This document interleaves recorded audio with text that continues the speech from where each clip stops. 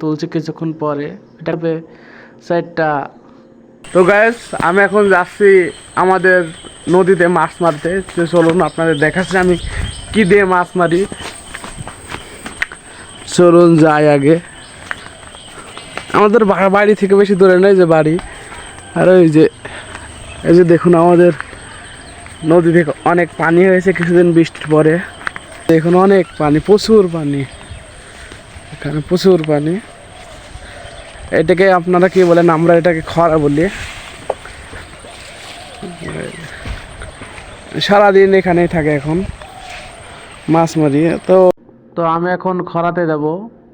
খরাতে যাওয়ার পরে আমি আপনাদের ভিডিও দিচ্ছি।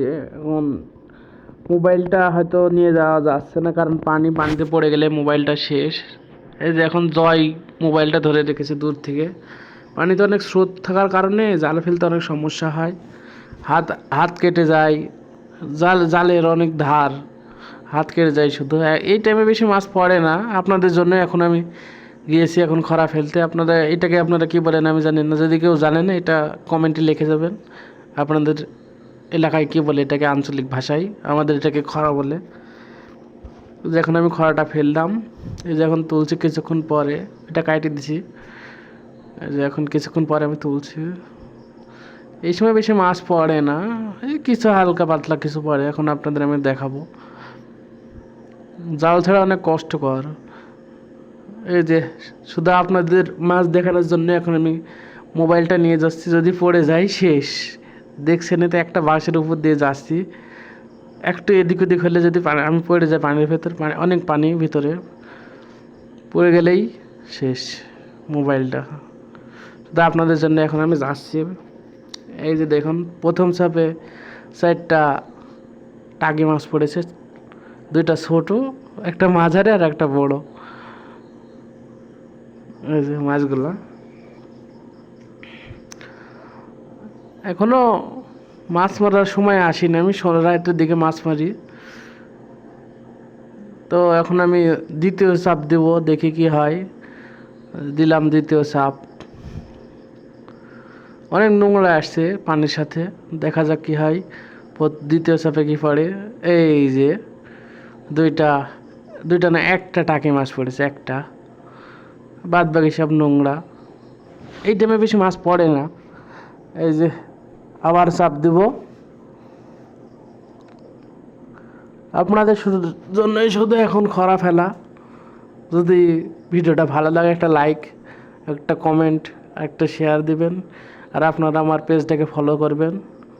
আর আমার ইউটিউবে একটা চ্যানেল আছে এই নামেই, এই ইমন ওয়াইল্ড ফ্রেন্ডস। তো মাছ বেশি পড়ছে না, আর জালও ছিঁড়া, জালটা সারতে হবে। মাছ উঠছে না বেশি। এইবার একটা শোল মাছের বাচ্চা এটেছে, আপনাদের দেখাচ্ছে। আমি থামুন। আপনারা এই মাছ চিনেন নাকি জানেন না? শোল মাছের বাচ্চা এটা ছোটোকালে কিছুটা লাল কালারের হয়।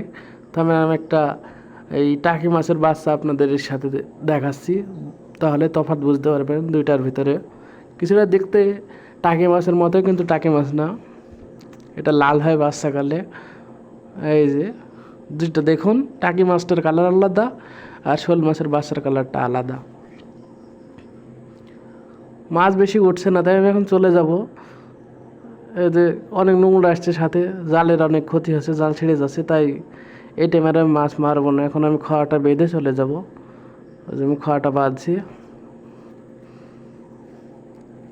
এটা শিকল দিয়ে বাঁধা লাগে, না হলে দড়ি দিয়ে বাঁধলে অন্যজনেরা কেউ এসে মাছ মারে, সেজন্য আর জাল ছিঁড়ে থেকে চলে যায়। সেজন্য এই শিকল দিয়ে তালা মেরে যায়। দিনের বেলা তালা মারি না, রাত্রে তালা মারি।